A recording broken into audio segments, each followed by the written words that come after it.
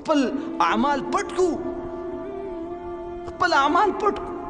الله په لیست کې ځان خسړې کا بس د شپې را پاسه الله ته جاړه په تنهایی کې الله سره خپل یو کنیکټ یو رابطه مضبوطه کا الله سره محبت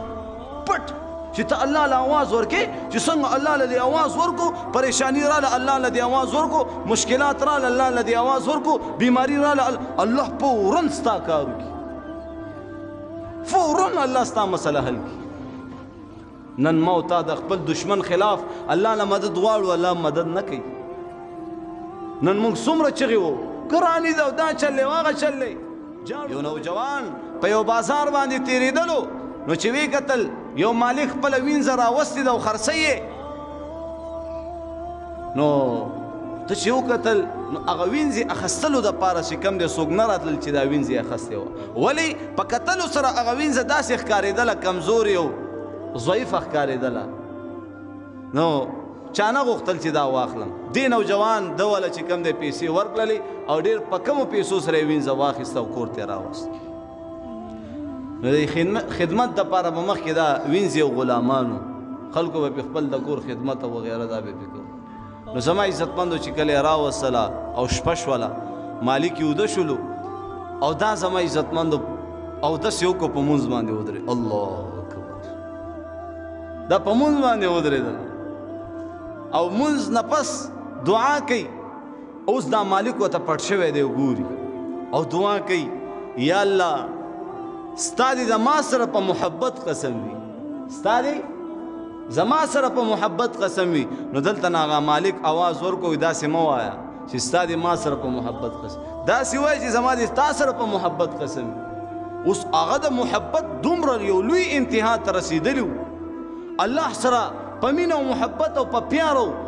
په محبت کې دومره لرې رسېدلي چې زما عزتمندو د مالک خبره پې ډېره بده ولګېده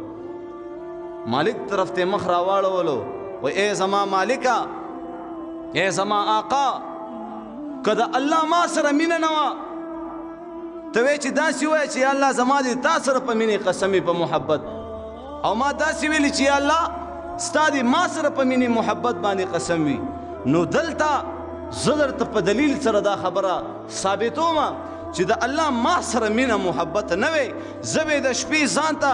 راپاسولی نه زه به ځان ته په مسله باندې ودرولی نه او ته به داسې د غفلت په خوب اوده کولی نه خو د الله ما سره مینه ده زه یې راپاسولم د شپې تهجد لمونځ دپاره په خپل ځان ته په مسله باندې ودرولم او ته ټوله شپه اوده پروت وي ته ټوله شپه اوده پروت وي او د هغې نه پس هغه وینځه په ژړا شوله او زما عزتمندو دعا یې شروع کړه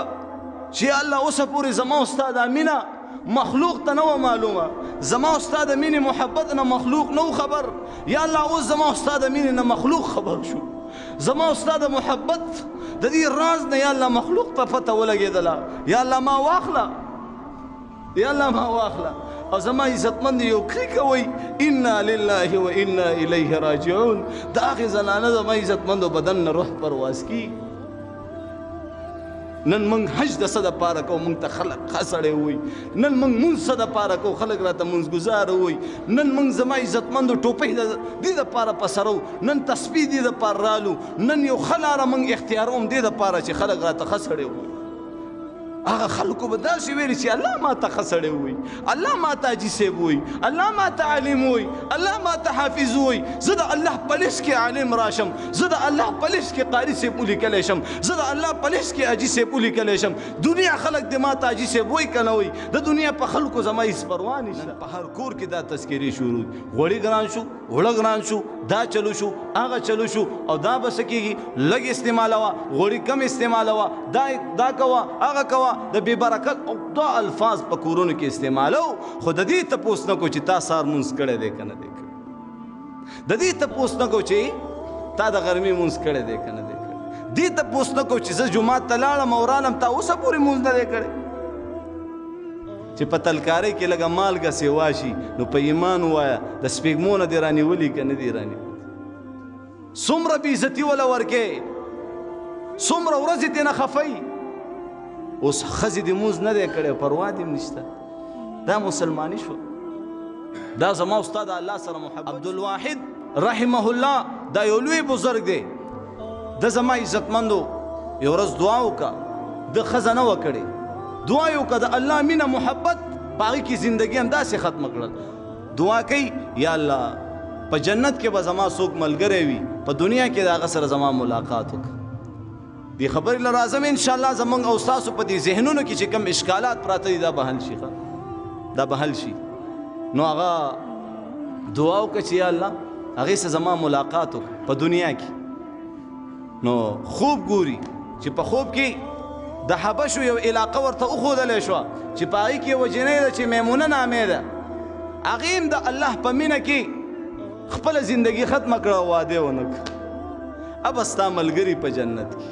نو زما عزتمندو فوراً پاسېدو سره هغه علاقې ته ځان ورسولو. هلته یې چا نه تپوس وکړو چې دلته میمونه نامې یو جنۍ ده، تاسو خو پېژنئ نه؟ وایي او د دې داسې مالداره خلکو هغه کور کې چې کم دی هغه به کار کولو، و ګړې بېزې بوتلې دي او سره یې لګیا دی. لاړ شئ یو ځنګل کې وګوره، بس هغه پسې ځنګل طرف ته لاړو. هلته ګوري چې زما عزتمندو هغه میمونه نامې جنۍ په مونځ باندې ولاړه ده، په مونځ باندې ولاړه ده او هغه ګړې بېزې چې کمې دي په خپله سرېږي. دې ناشنا نقطې ته غوږ شه. ګړې بېزې دا چیلۍ په یو ځای سرېږي، دا چیلۍ په یو ځای خوله وایي. دا خو زما عزتمندو ملکونه به فنا کوي د خوراک پسې، کله یو ځای او کله بل ځای، د یو ځای نه لږ خوراک کړی نه بیا چې کم دی سوکنو موړ ته رسېدلي. نو هغه چې ویې کتل چیلۍ هم په یو ځای سرېږي او ګړې هم په یو ځای باندې سرېږي او د دې ګړو بېزو نه ګیر چاپېره شرمخان ناست دي داسې. او زما عزتمندو دا عجیبه نظاره چې کم دی دی عبدالواحد رحمه الله وکتله. د هغې نه پس چې کله هغه جنۍ سلام وګرځولو نو دا ورلو میلاو شو. هغه چې ورته وکتل وایي عبدالواحد ویا ډایرکټ مې پوه شو هغه ته هم الله ښودلي په خوب کې چې دا به په جنت کې ستا ملګری. نو ورته وایي عبدالواحد دنیا خو د ملاقات ځای نه و، په آخرت کې به میلاوېدو که نه؟ په دنیا کې ولې تا ما سره ملاقات وکړو، په آخرت کې به میلاوېدو. وایي مړه وایي خبرې به وروسته کوو، خو دا راته ووایه چې دا ګړې بېزې دا څنګه خپلو کې چې کم دی په یو ځای باندې لګې دي سرېږي او دا شرمخان ورته څه نه وایي؟ دا شرمخان ستا دې ګړو بېزو ته څه نه وایي؟ اجینۍ ورته وایي میمونه بیبي ورته فرمایي وایي د کله نه چې زما د الله سره صلح شوې ده هغه وخت نه د دې شرمخان او ګړو بېزو سره صلح شوې، هغه وخت نه دا شرمخان زما ګړو بېزو ته څه نشي ویلی. په دې خبره ورسېدی که نه؟ که موږ او تاسو نن د الله سره صلح وکړه بیا ما او تا ته ګراني څه نشي ویلی، ما او تا ته بیماري